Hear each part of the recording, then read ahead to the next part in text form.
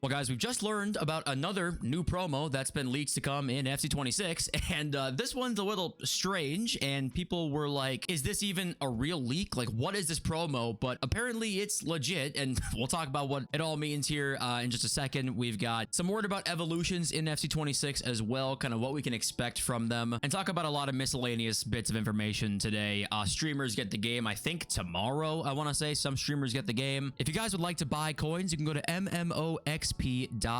There will be a link in the top of the description. They're the safest and the cheapest option, and you can use my code JFC at checkout for an 8% discount. So we'll get into that as well. But yes, subscribe if you are new. Thank you guys for joining and being here today. As we close in on the final few days, the latter stretch, I guess, of the wait of FC26, we'll start off with actually this piece of news here. So looks like Aerial Fortress is not just for defensive situations. This was not the description that was here when EA described these. This is changed now. So Aerial Fortress, we were wondering why, for example, some cards like Chori, this gold card, had this playstyle, or playstyle plus, I should say, and they actually changed it. So Aerial Fortress Plus performs even higher jumps and has greatly improved physical defensive presence before and during aerial duels. So this part here performs even higher jumps. So I'm going to assume that this playstyle plus actually is kind of what we described it could be after we saw the strikers had this, or some strikers had this, and that's that a defensive player who has this will always have the advantage over an offensive player who has this. But if you do have this playstyle plus as an offensive player against a defensive player who does not have it, then you will still have a boost. You'll perform higher jumps. So really, it's just kind of a nerfed version of aerial, but it still works. Just it's countered now. It looks like now if there's a defender who has this Aerial Fortress Plus. So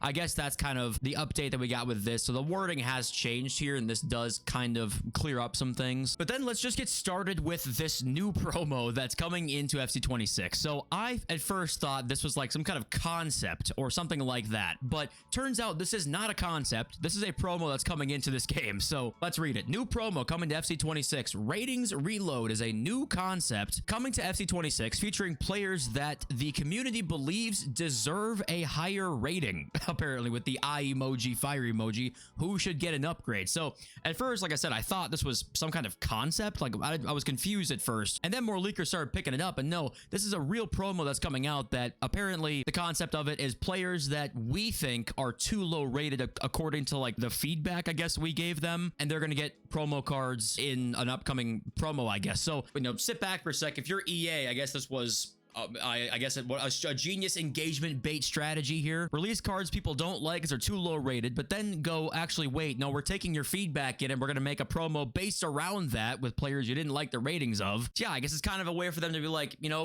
we're listening to the community, right? This is a whole promo based upon all the players you thought we got wrong in terms of ratings. What is this going to look like? I have no idea, but I guess here's a concept image here. The card design is not official at all. This is just a concept card design here, but this is a real promo that is going to exist. If you guys want to know where this actually is coming from, like where they're going to read this data or read the opinions, I guess, of people, is on their website. So on EA's website regarding the ratings, they actually have a little thing here where it's like up or check mark, right? Because they actually have it so that you can't vote down because, you know, they don't want people doing that, but you can vote for he should be higher or it's the right rating. So I guess they're probably going to look at all of these and pick the ones who are the highest percentage of no, he should be higher. I think that's what they're going to be doing here. So yeah, I guess interesting promo idea, but what do you guys think of that? But I am just happy to see that we have two new promos announced. So we already have the Cornerstones promo and the ratings refresh promo. Is that what it was called? Something like that. And we also now know we have Scream coming back. So I'm just happy to see this. I'm happy to see three new promos. I mean, it's not a new, Scream's not new, but it's new for the last like 5 years. 2.5 kind of new promos in the first month is nice. Or yeah, probably about first month of the game is nice to see. And these are just concepts here. There's no design for the Scream promo yet. And okay, so next up here we have this tweet from Donk who says this. So evolutions look way more focused on silver plus low tier gold cards in FC26. He says exactly how it should be, turning unusable players into usable. Otherwise, if it's meta cards into higher meta, which was like last year's Evos, the power curve is cooked fast. SBCs plus lots of pack cards equals pointless. And this is what happened last year, so I definitely think this is probably a step in the right direction. Of course, I think there'll be some balancing to this where maybe some evolutions are going to look like they're not going to be so great right away. And I think the Evos last year are just simply are not, we're not going to see those ever again, probably. There's a few evolutions in there that were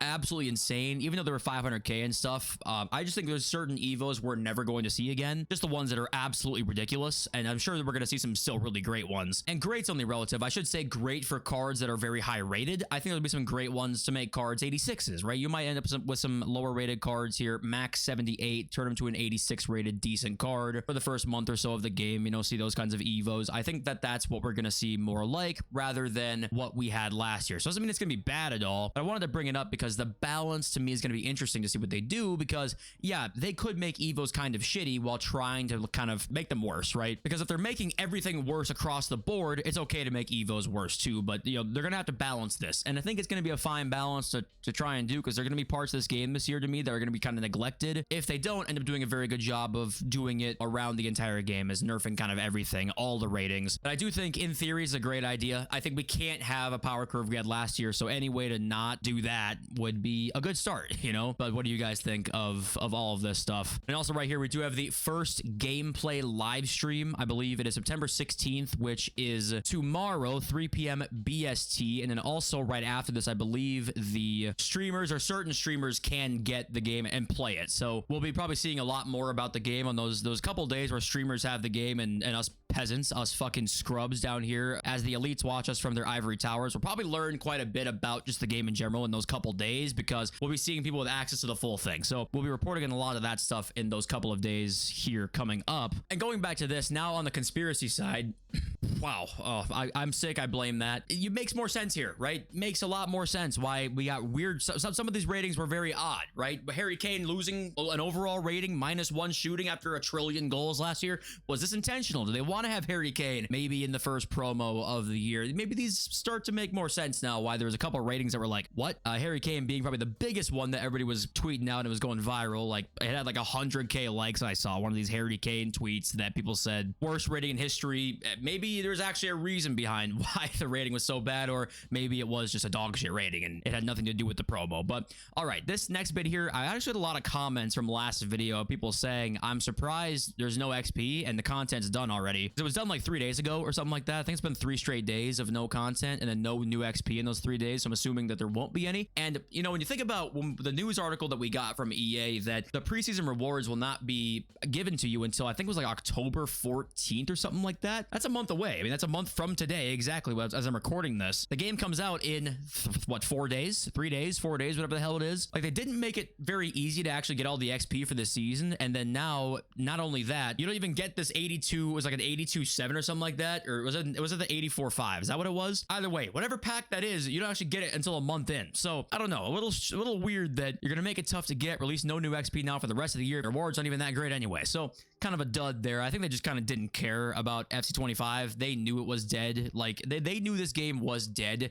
in like May. They had to salvage what little bit was left to me, and they kind of didn't really care. This has been their main focus for quite some time now. And also, by the way, I want to correct something from yesterday's video about these silver icon requirements. So apparently it's just one of 2 of these objectives for these cards. So you have the assist to goal in 100 separate squad battles matches, right? Or you have win 12 out of 20 matches in the World Tour Superstars League for the Bobby Charlton. This Eusebia right here, this is like 100 in separate games to score a goal and then play 100 here. Apparently you only have to do 1 of them. So if that changes something for you guys, that makes it any more interesting or less interesting, then let me know in the comments. But I did want to correct myself. Apparently it is 1 of 2 here. And this was very divisive. It was very divisive in like my comments and Twitter replies. Some were saying like, yeah, FIFA players when you actually have to play the game, you know, and then there was that, and then this had 50 likes, and there were people just complaining everywhere too, and that was getting a lot of likes. So I don't know, I'm fine with longer term objectives. It is just interesting that they choose these cards here. My guess is that they'll be great for evolutions, and that's why they want them to be kind of hard to get. They might just be like collector's cards too, just kind of a cool collector's card. You never can get them again, and they're only up for maybe like a month or so, and if you don't get it, you don't get it. Seems okay to me, but yeah, I can see why you might see that and go like, what? You know, what's going on here? But I don't know. I don't really know what to make of it. What do you guys think? Okay, let's read some of your comments now. We've got Redoku FC, but wait a minute. Patrick Bateman down here at JFC. I don't want you ever bringing up FC25 again, please. It was that bad. Did this year just scar everybody. But we got Ridoku here. I feel like this is what FC26 will be. Lots of swings, lots of misses. The whole listen to the community part will come into play, but in a sort of malicious compliance type of way. You get what you want, but the path to get there is laced with glass shards, and you got to drag your bare ass across it the entire way there. I think that could be right. I think you're right that there'll be a lot of different things this year, and there's gonna be a lot of misses, I'm sure, as well. But I think that it is important to note that, like, we had to have some kind of reset here. Whatever was happening last year can't happen again, right? We got to go backwards, got to take our foot off the gas pedal on more everything all the time. It has to be just better evolutions every day, this every day, better cards all the time. It's unsustainable, right? That's completely unsustainable, and we have to go back and we have to accept things that go with that. And just content in general, there's going to be lots of swings and lots of misses, like you said. The goal is that there's just some hits. Like, we just have more hits than we had last year. I think that goal isn't that hard to do, because this year, like Patrick Bateman saying down here, it was terrible. This year was horrible. But I do think that, yes, this is going to be a very interesting year for content. I don't really know what we're going to see. It's going to be pretty unpredictable, actually, compared to previous years. And I think that's kind of an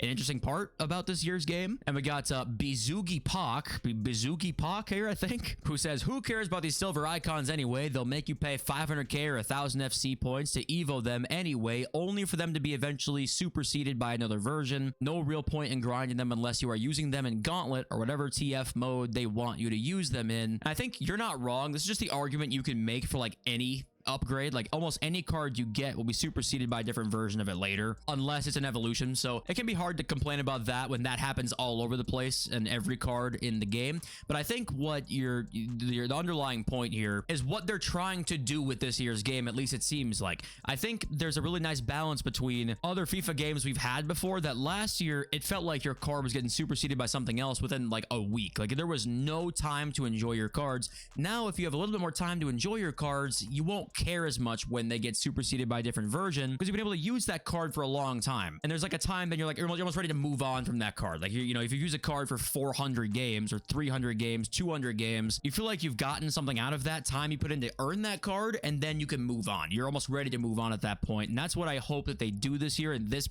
problem, like, you won't really realize it as much as you did in, for example, this year, because this year was just a joke. I mean, this year the curve was ruined within, I mean, really it was Team of the Year kind of ruined it, but it was going so fast. It's unsustainable. But of course, thank you guys for being here today. I appreciate you all so much, and I love you all. So peace.